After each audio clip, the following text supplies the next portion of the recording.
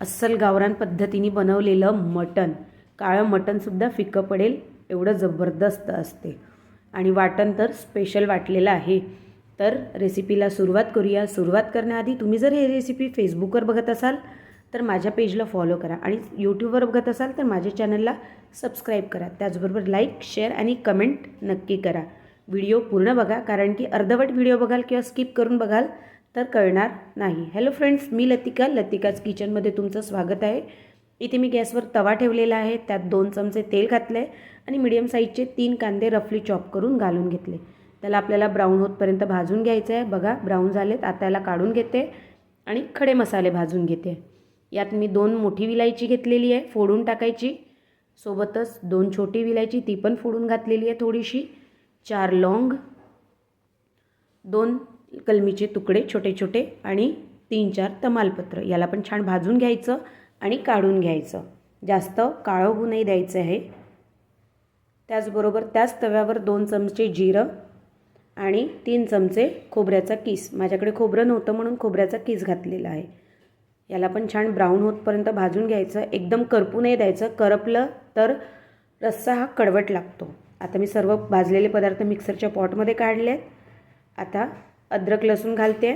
यात 1 इंच आल्याचा तुकडा, 8-10 लसणाच्या कळ्या आणि कोथिंबीरीच्या कोवळ्या काड्या या घालून मी छान पेस्ट वाटून घेणार. बघा किती छान पेस्ट झालेली आहे. रंग पण खूप सुंदर आलेला आहे. आता इथे मी अर्धा किलो मटण घेतलेलं आहे. बघा याला स्वच्छ असं धुवून घेतलेलं आहे 3-4 पाण्याने मी. आता गॅसवर कुकर ठेवलेला आहे. कुकरमध्ये मोठे 3 चमचे मी तेल घातलेलं आहे. आपल्याला मटणाच्या चिकनच्या भाजीला तेल थोडं जास्तच लागतं आणि जास्त घालायचं पण. त्यात मी वाटलेला वाटण घालून घेतलं आहे आणि 5 मिनटं तेलात ते वाटण छान करून घेतलं आहे.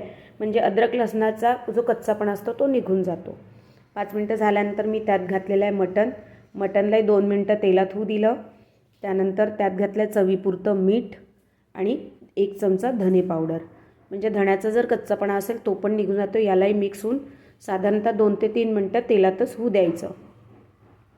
आता याला 2-3 मिनटं झालं, कारण की आधी मीठ यासाठी टाकलं की त्या मटणाला मीठ छान लागून जातं. त्यानंतर आता बाकीचे सुके मसाले 3 चमचे तिखट, 1 चमचा गरम मसाला आणि अर्धा चमचा हळद हे पण घालून छान मिक्स करून घ्यायचं. मी यात आत्ता पाणी घातलेलं नाही आहे. आपल्याला साधारणतः 10 मिनटं हे बिना पाण्यानेच तेलातच छान शिजून घ्यायचं आहे. म्हणजे मसाले पण छान भाजल्या जातात आणि मटण पण छान त्याला हे होतं. म्हणजे मसाले आणि मटण एकत्र होतं आणि छान दिसतं. बघा बघायलाही काय मस्त दिसत आहे, जबरदस्त. आता याचसोबत मी कोथिंबीर घालते 1 मूठ. मी नंतर पण घालणार, पण आता घालते म्हणजे चवीला अजून छान लागणार आपलं मटण. मटण शिजल्यानंतर तर घालेलच, पण आता घालते. बघा किती छान दिसते आहे. 1 नंबर, तोंडाला पाणी सुटते. खायला तर बघा किती छान दिसते ना, मस्त. आता हे अजून 2 मिनटं झालेलं आहेत. आता यात मी पाणी घालणार वरपर्यंत. तुम्हाला जसं रस्सा घट्ट पातळ हवा आहे त्या हिशोबाने तुम्ही पाणी घाला. मी वरपर्यंत घालते आहे आणि याला मिक्स करून घेणार व्यवस्थित आणि कुकरचं झाकण लावून 10-15 शिट्ट्या येऊ देणार, कारण की मटण थोडे शिजायला वेळ लागतं. बघा शिट्ट्या झालेल्या आहेत. आता कुकर थंड करून घेते आहे मी आणि झाकण उघडं करून दाखवते आहे. बघा कुकर थंड झालेला आहे. बघा भाजीला काय मस्त सुगंध येतो आहे मसाल्यांचा. आहा, बघा किती छान झाले आहे. रंग बघा किती जबरदस्त आलेला आहे आपल्या मटणाच्या भाजीला. खूपच छान असं आलेलं आहे.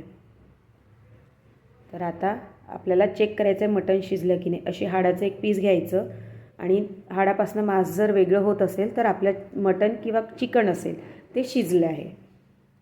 आता यात मी कोथिंबीर घालते आहे. बघा इथे पण आता 1 मूठ कोथिंबीर घालून घेतलेलं आहे. याला पण मिक्स करायचं.